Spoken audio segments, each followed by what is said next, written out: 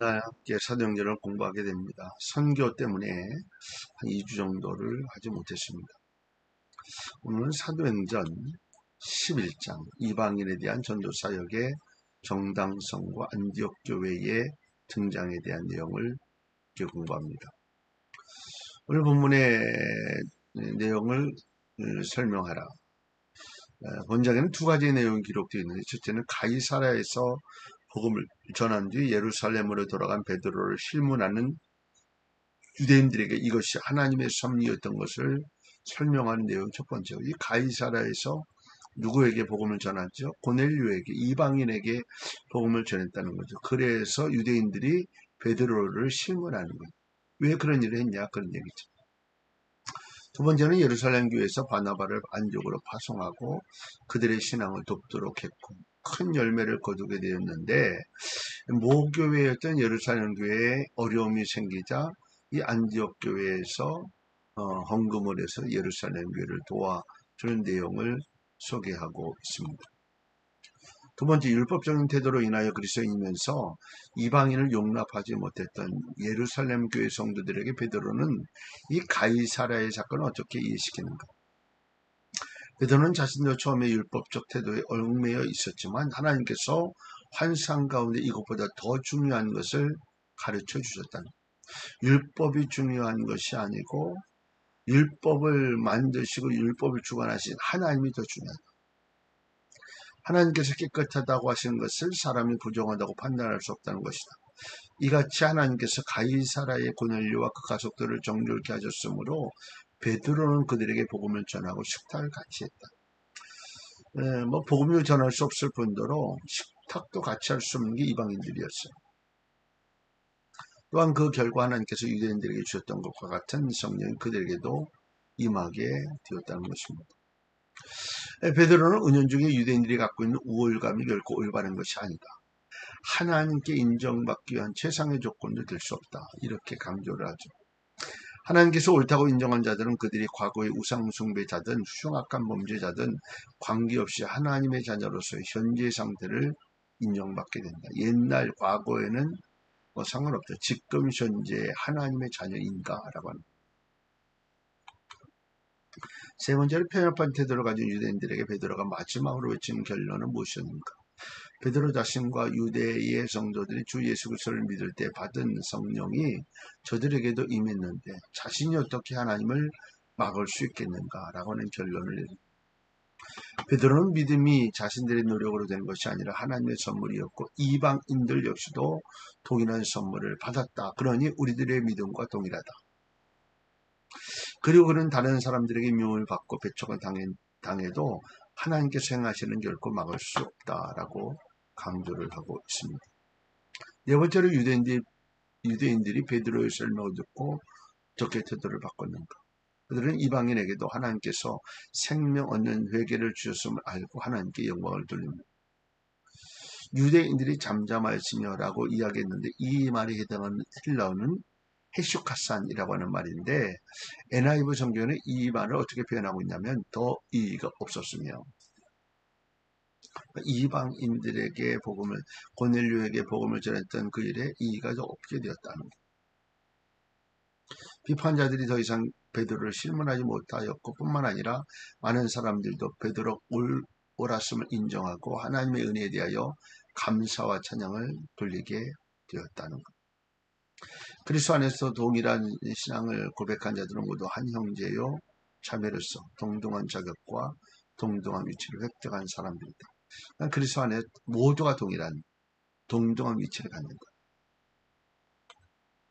다섯 번째로 스데반이 순교할 때 핍박을 받아 흩어진 자들은 어떤 일을 했는가? 스데반의 일로 스데반이 순교했죠. 그 일로 일어난 환란으로 인해 흩어진 자들이 베니게와 구브로와 안디옥까지 이르러 도를 유대인에게만 전했다. 그러니까 여기저기로 흩어져서 복음을 전하는 기회가 됐다. 누가는 이미 9장 31절에서 끝났던 스데반의 죽음을 다시 회상하면서 고통스러웠던 사건이 하나님에게는 도리어 선한 결과로 나타났다. 이렇게 기록하고 있습니다. 이때 예루살렘 성도는 2만 5천 명으로 추산되는데 핍박으로 흩어진 이들은 각자가 처한 위치에서 복음을 전하는 일에 게으르지 않았다. 상당히 많은 숫자죠. 25,000명. 구브로는 지중해 동북부에 위치한 섬이고 구약에서는 기띔이라고 하였다. 현재는 키브로스 섬이고 바나바는 이 섬 출신이고 바울은 바나바와 함께 이곳에서 설교를 하기도 합니다. 안디옥은 성경에서 두 곳이 나타나 하나는 비시디안 안디옥, 또 하나는 수리아 안디옥. 오늘 본문은 현 튀르키예 동남부 수리아 국경의 소도시였던 수리아 안디옥, 여기요 수리아 안디옥을 이야기하고 다음 한 곳을 찾았는데 번골로 107, 번길 레이는 술입니다. 이걸 찾으셨나요? 죄송합니다. 바울 괜찮아요.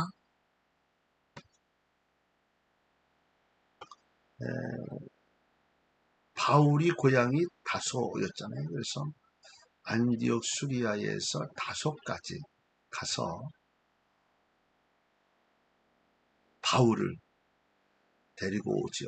바나바가 그런 일을 하게 됩니다. 이 구브로라고 하는 섬도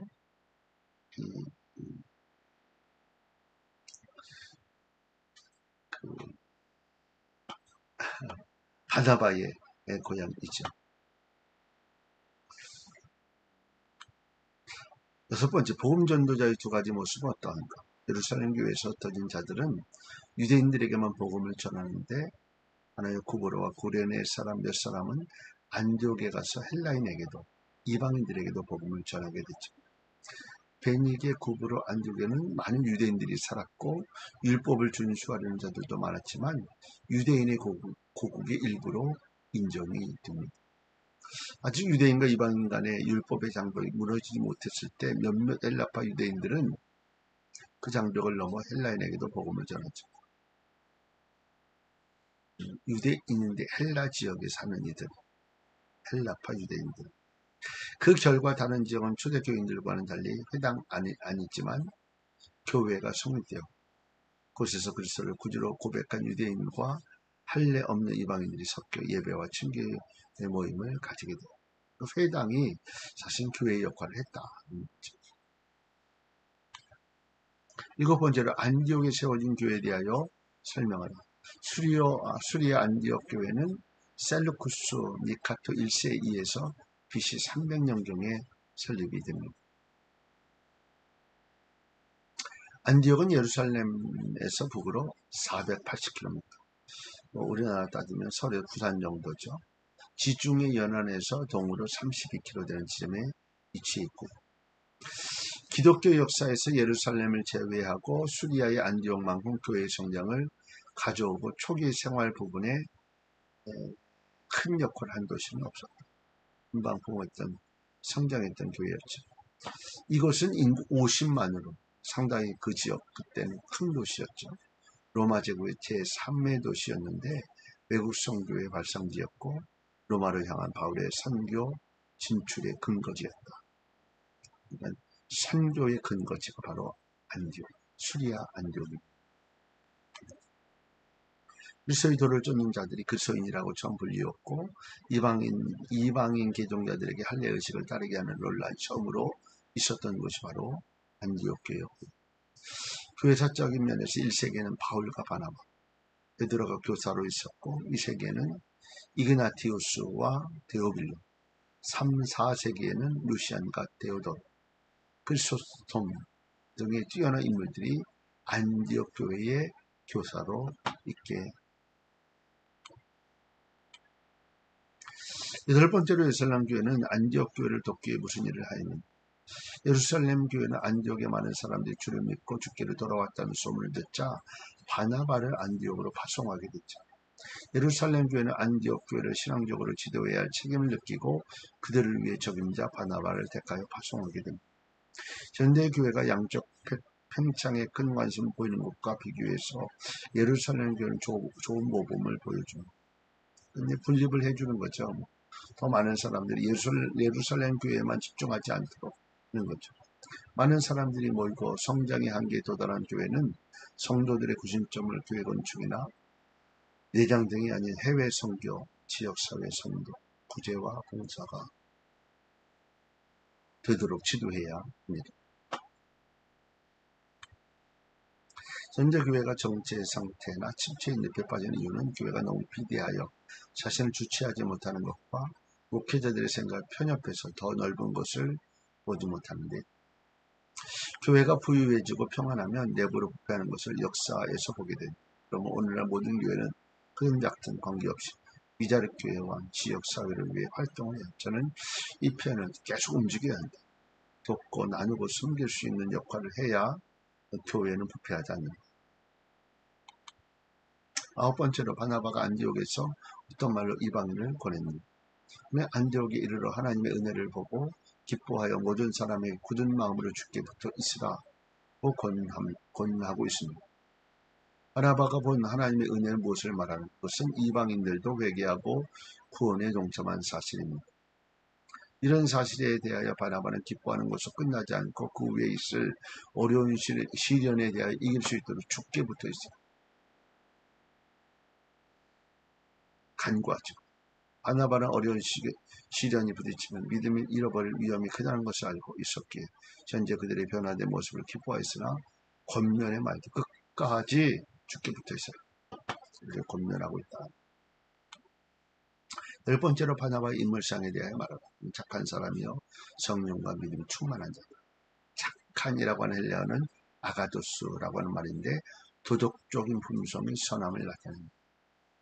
그러니까 바나바는 그것을 영접하기 전부터 본성적으로는 착한 자였다.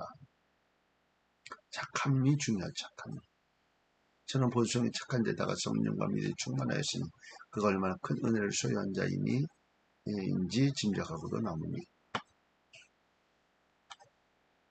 11번째로 바나바가 안디옥 교회에서 일한 결과는 어떠했는가. 바나바의 성격과 충만한 은혜로 인하여 큰 무리가 죽게 나오게 됩니다. 안디옥 교회는 바나바가 도착하기 전에도 그리스도인들이 있었지만 그가 옴으로 그를 통해 성령의 직접적인 역사가 인하여 믿는 자의 수가 많아지기 시작합니다. 이것을 통해 바나바의 훌륭한 사역을 칭찬할 수 있지만 그와 함께 안디옥 교회 성도들의 숨은 노력도 인정해야 한다. 서로 믿고 인정하는 가운데 도움을 줄 수 있고 이와 같은 모습이 불신자들에게 감동을 주고 그들 스스로 그리스도의 품을 찾아오게 하는 원동력이 되었다. 우리가 바라는 교회죠. 12번째로 바나바가 사울을 다소에서 데려온 사실은 우리에게 어떤 교훈을 주는가. 이 사실은 바나바의 소박하고 순수한 믿음을 우리에게 가르쳐주고 있다. 다소는 안디옥에서 수리아 안디옥에서요. 12.9km 정도 떨어진 거리에 위치해 있고 일반적으로 사람은 자신이 어떤 지위를 얻거나 타인의 존경을 받으면 그 자리를 고수하고 싶어하죠. 경쟁의식을 갖게 되고 경쟁자들을 매장시키려고 하고 그런데 바나바는 이런 의식을 갖지 않고 그리스도를 위하여 그리스도의 영광을 위하여 다소에 가서 바울을 데려오고 같이 목회하게 되죠. 그리스도인이라는 명칭에 대해 설명. 이 명칭은 바울과 바나바가 함께 일했던 안디옥 교회에서 처음으로 사용되고 이 명칭의 헬라어는 크리티시아노스라고 그리스도를 따르는 무리라는 의미입니다. 근데 중요한 것은 이런 호칭이 성도들이나 유대인들 사이에서 시작된 것이 아니고 안디옥의 불신자들 사이에서 시작됐다는 참 의미가 있죠. 왜냐하면 그리스도인들은 제자들, 형제들, 성도들이라는 호칭을 사용하였기 때문입니다. 그리고 유대인들은 그들을 돌을 쫓는 자, 나사렛 이단이라 불렀다. 이 호칭은 이방인들이 기독교인에 대한 말로 불렸음을 알 수 있는데 이것은 경멸의 의미가 포함된 것은 결코 아니다. 오히려 그 이름으로 불려지는 자에게 영광된 것입니다. 이 호칭이 안디옥에서 처음 시작됐지만 신자들이 공식적으로 그 호칭을 사용하게 된 것은 제2세기경이다. 그리스도인이라는 표현이요. 14번째로 본절에서 말하는 선지자는 어떤 사람을 말합니까? 선지자들, 헬라어로 프로페타이라고 하는 말인데요.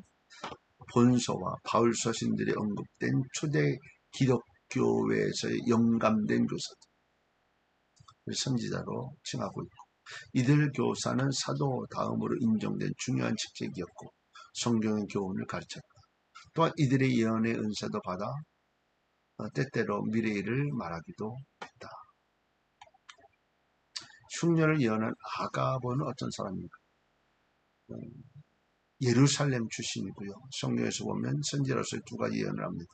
첫째는 본절의 흉년에 관한 예언이고 두 번째는 바울의 투옥에 대한 예언입니다.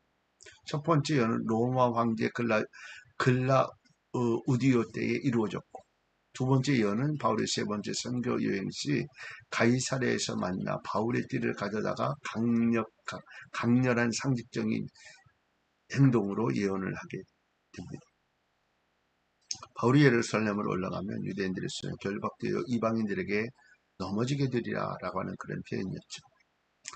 한편 후기 구전에 의하면 아가보가 70인역 성경의 번역자 중 한 사람이며 기독교 순교자 중에 한 사람이라고 한다.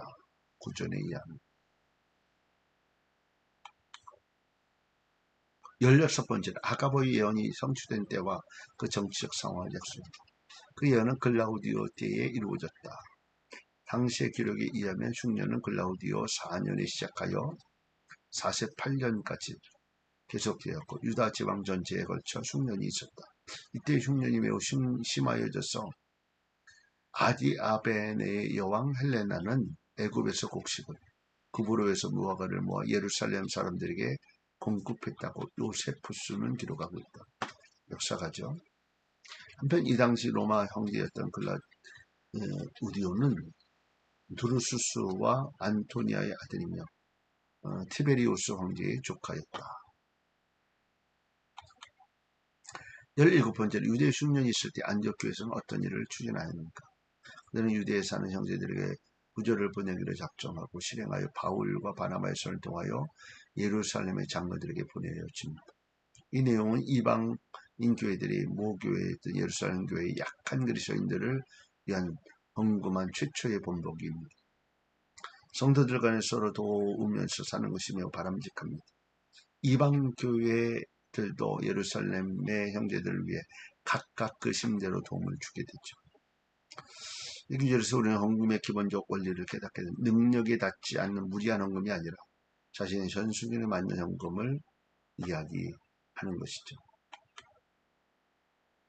18번째, 장로에 대하여 설명합니다. 본절의 장로가 등장하는 것은 당시 예루살렘 교회에 조직되었던 직제의 최초 용어입니다. 사도시대의 장로, 이 직은 때때로 감독의 직과 동일한 의미로 불려지기도 했다. 그러니까 목회자를 가르치는 감독으로 이야기하고 또 일반 장로를 봉사하는 장로 이렇게 해서 동일하게 장로로 여겨졌다는 거죠. 구약에서 장로는 연장자의 의미로 쓰여졌고 신약에서도 유사한 의미로 사용하게 됩니다. 특히 신약에서는 그들이 교회를 다스리고 감독의 직을 수행하기도 했습니다. 그러나 이것은 계급적인 것이 아니라 더 많은 지도자로 표현하고 있다라고 하는 것을 이해하면 되겠습니다. 오늘 여기까지입니다. 오늘도 승리하는 한 날 되실 수 있기를 바랍니다.